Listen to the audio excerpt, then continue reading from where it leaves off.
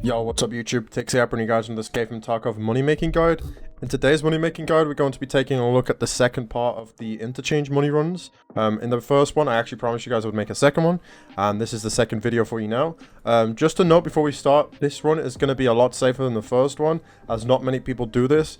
You will make less money than the first run, but it may be more consistent for you, as I think this is more of a Timmy money making guide, as a lot of the items that you're picking up aren't really like crazy expensive, but they are in a mass amount of abundance, which means you can actually make around 300k plus a run consistently with not much risk at all. Now, there is a few different things we're going to go into in this video, like tips and tricks and stuff like that, and I will give you guys an example run. But first of all, we're going to quickly go and look into the items, and I'm going to explain them individually to you and why this run is good.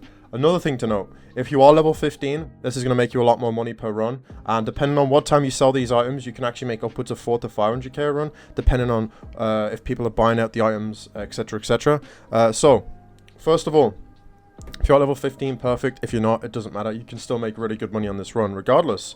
It's not going to be insane, like I said. This is mostly going to be targeted towards Timmies and people that are new to the game and want to learn and just get some money, get through their quests and have, very few PvP encounters. So, and I mean, if you're a veteran player too, this might work out well for you as well if you just want to chill back and farm some ruble, as it's very easy. So, first of all, obviously we're playing Interchange. Now, second, we've got some items here. Tushonka, small and big. If you guys didn't know, you need Tushonka for a therapist quest. You need 15 of these found in raid. This is the best place to farm Tushonkas, by the way, if you need that. So make sure you stock up on these if you are a low level.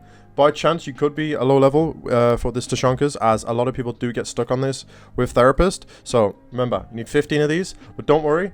If you don't need these, you can actually quick sell them to therapist for very good value, as you can see right here. 7k rubles a slot, not bad at all. Or you can list them on the flea market and try and squeeze out an extra K or two if you want to. Now we're going to move on to the large Tushonkas. Large Tushonkas are also needed for a quest. I think it's Jaeger. I think you just have to hand them in. Or you could sell them on the flea market. I think they go decent for quick sell. Let me see. 5,000 rubles quick sell. That's not bad at all. They spawn in mass amount of abundance as well. Now, that's those two items out the way. Next, condensed milk and sprats. So, these items are great. Why? Go to therapists like this. 15,000 rubles, 700. 6,300 rubles, quick sell, just like that. Super easy, and they obviously spawn pretty consistently as well. Now, you can squeeze more rubles out of the sprats on the flea market if you want to. Unfortunately, you can't really squeeze more money out of the condensed milk, but there is a little trick with this. Sometimes people list condensed milk cheaper than the therapist price, and you can snipe them and sell them to therapists for more profit. So if you wanted to be cheeky and get an extra few thousand rubles, you can do this. Wait on the flea market. Someone will list it for cheaper like so, like this. Although I'm only going to make 200 ruble profit here, it's still ruble. Now, you can make more if, people undercut more. So that's another little trick for you guys. Those two items. You really want to find these. These are really nice because they're just quick sell, basically. Now, another item that's really good is squash. Squash goes for a lot of money, as you can see right here. 27,000 rubles per slot. I've seen this go upwards of 50k sometimes, depending on the time of day. As you can see right here, this pro leg guy is clearly farming Goshan right now, as you can see. He has 21 of them. This is also needed for a quest, and I think a barter trade later on.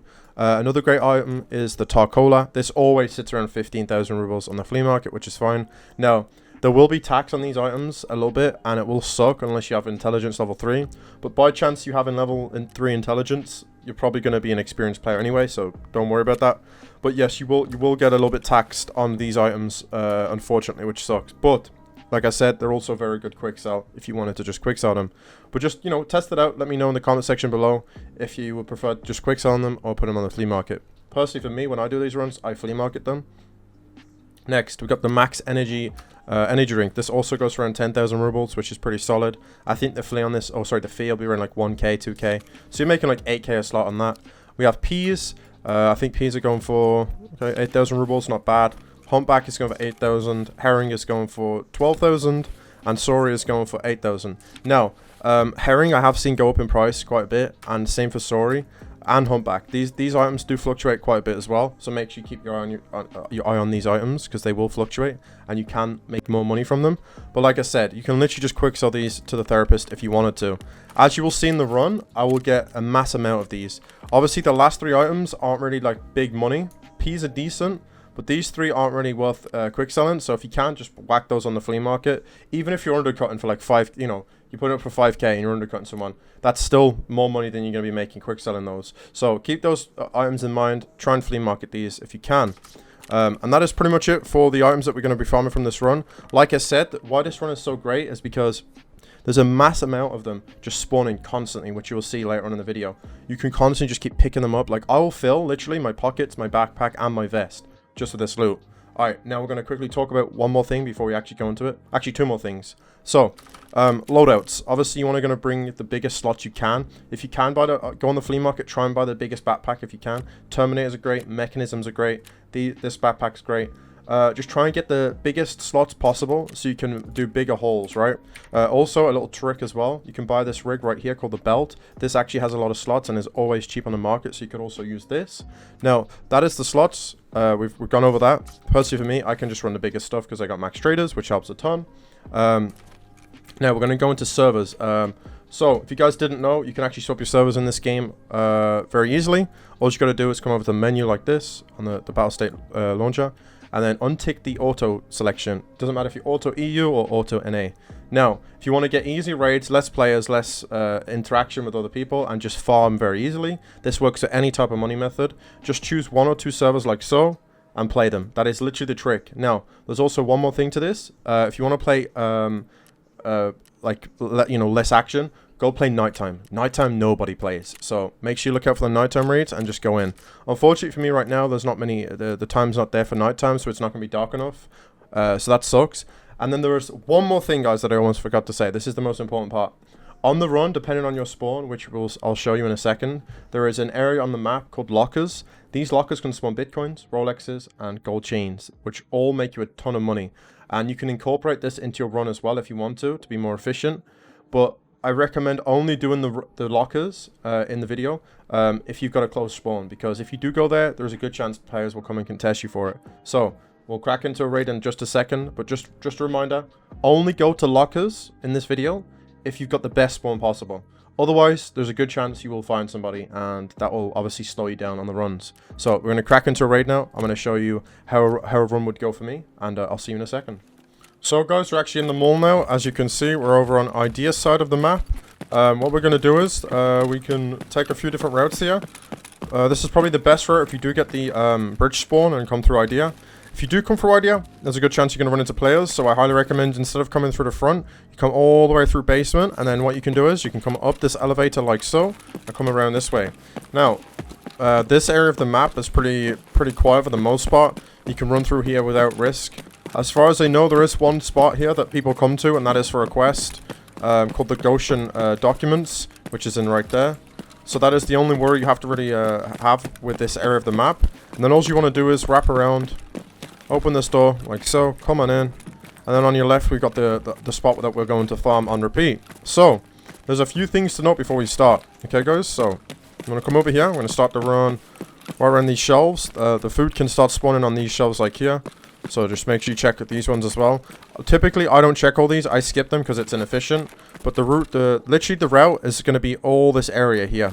This is where we're going to fill up. So, first of all, I recommend you bring 10,000 rubles. The reason why you bring 10,000 rubles is because you'll be able to take a car extraction right next to Power Station.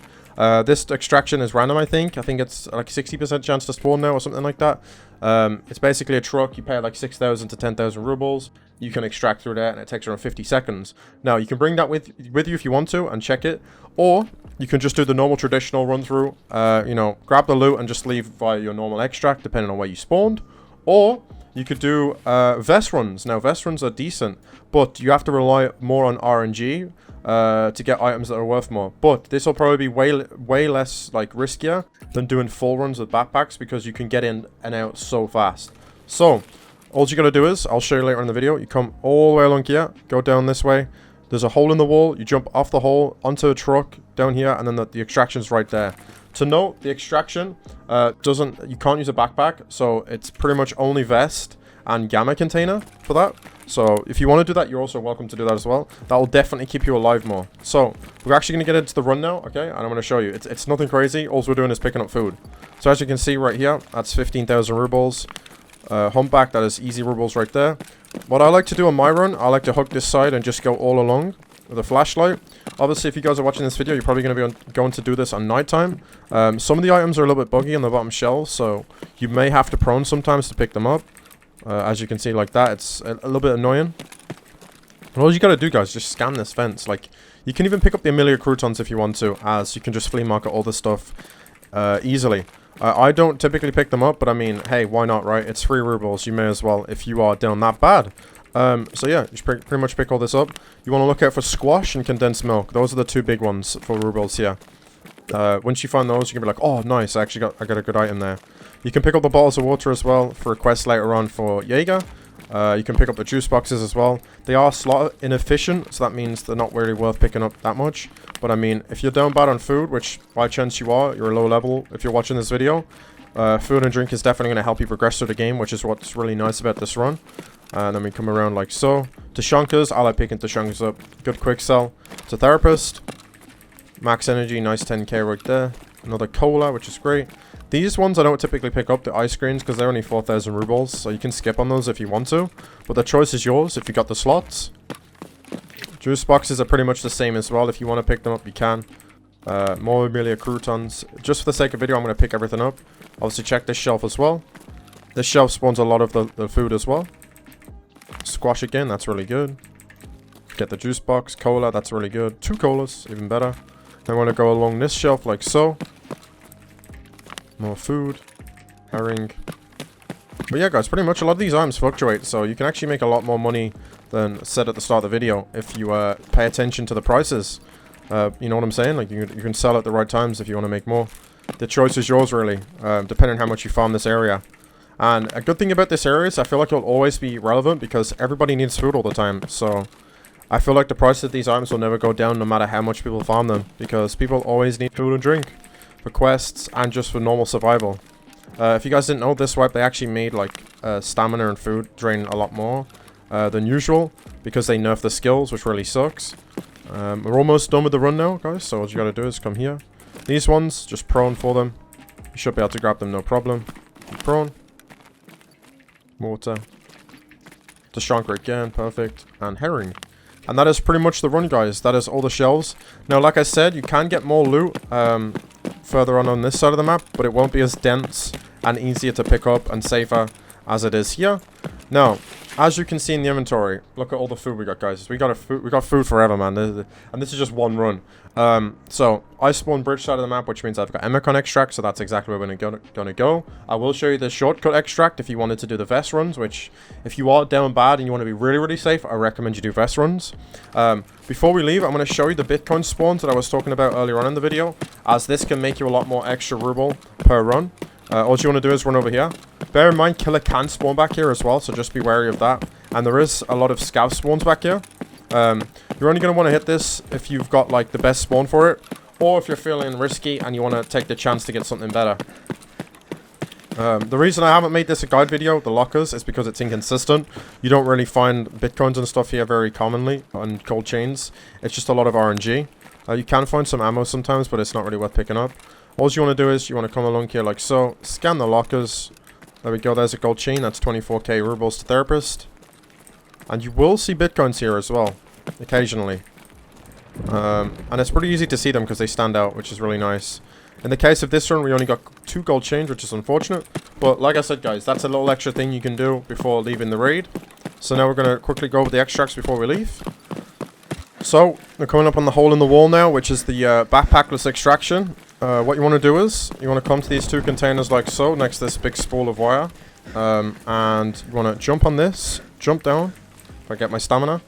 So you jump on this, jump down on here. Then all you want to do is path along this all the way into the corner right there. And it'll take around 10 seconds to extract you, and you'll be at the raid. Now the good thing about that extraction, it is very safe and you can get out in and out every single time very easily. And it is always up, which is huge. So in the case of this video, we're obviously going to be going to my extraction, which is Emicon. And yeah, that is pretty much the run, guys. If you've enjoyed the video, make sure to like, comment, and subscribe. That would help me out a ton. Let me know how these runs go for you. And if it was easy ruble. In my opinion, I think this is very brain dead, easy ruble farming if you're a new player. And that is pretty much it, man. I got more guides coming soon, more advanced guides, PvP guides, and overall gun builds. So if you want to see those, make sure to stay tuned by subscribing, and I'll see you guys in the next one.